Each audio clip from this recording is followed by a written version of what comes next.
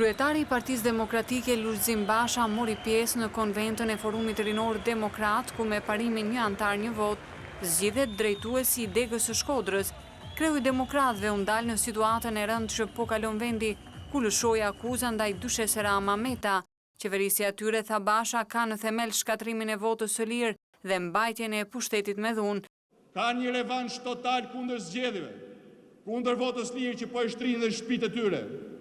Përballë këtij modeli, përballë oligarkisë që e ka mendjen vetëm të vjedh, vetëm të gënjej, vetëm të mashtroj dhe kostos jashtëzakonshme që kjo ka për shqiptarët, është detyra jonë sot të ngrihemi edhe një herë si para 25 viteve, të ngrihemi për t'i dhënë një model tjetër Shqipërisë. Ai nuk kurseu akuzat edhe për disa ministra të kabinetit, të cilët sipas tij duhet të vihen para drejtësisë. Po ja të na kthehen përsëri. Shtypja. Shtypja.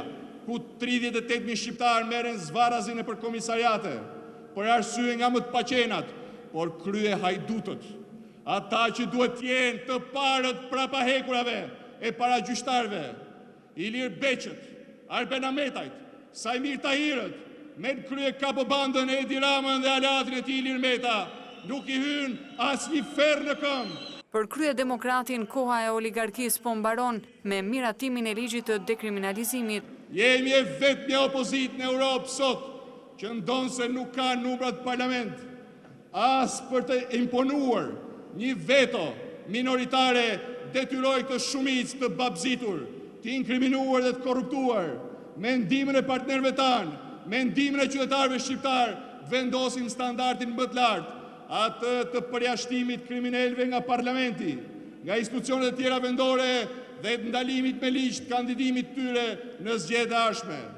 Por vesi del me shpirtin, thot populli. Dhe ujë kuqimin e ndërron dhe zakoni se harron. Atë që ne u munduam ta bëjmë ligj dhe e kemi sot ligj, Edi Rama po mundohet ta shpërfillë në shpirt, duke transferuar kriminalët nga institucionet tek partia e tij.